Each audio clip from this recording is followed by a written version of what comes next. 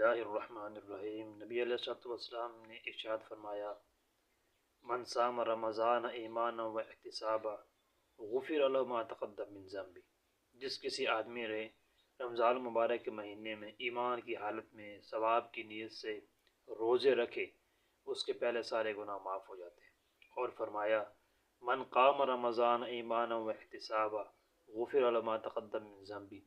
جس کسی آدمی نے رمضان مبارک کے مہینے میں قیام کیا، تراویح ادا کی، اس کے بھی پہلے سارے گناہ معاف ہو جاتے ہیں۔ اور فرمایا، من قام لیلۃ القدر ایمانا و احتسابا غفر له ما تقدم من ذنبی۔ جس کسی آدمی نے لیلۃ القدر میں قیام کیا، اس کے بھی پہلے سارے گناہ معاف ہو جاتے ہیں۔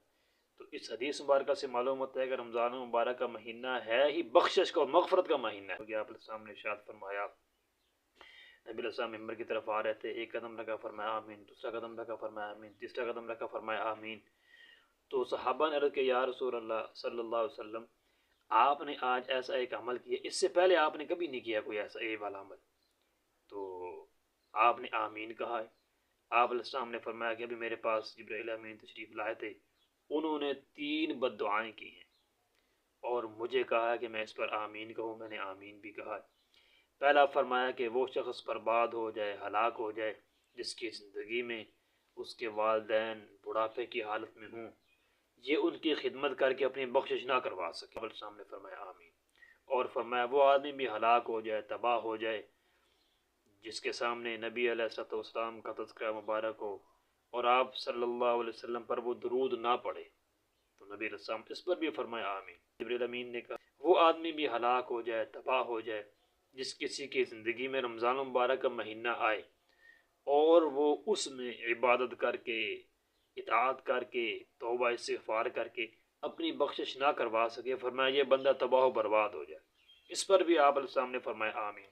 اب آپ ہم اندازہ لگائیں کہ کتنی سخت وعید ہے، بد دعا کون کر رہا ہے، جو فرشتوں کا سردار ہے، اور آمین کو کون کہہ رہا ہے، جو انبیاء علیہ السلام کا سردار ہے۔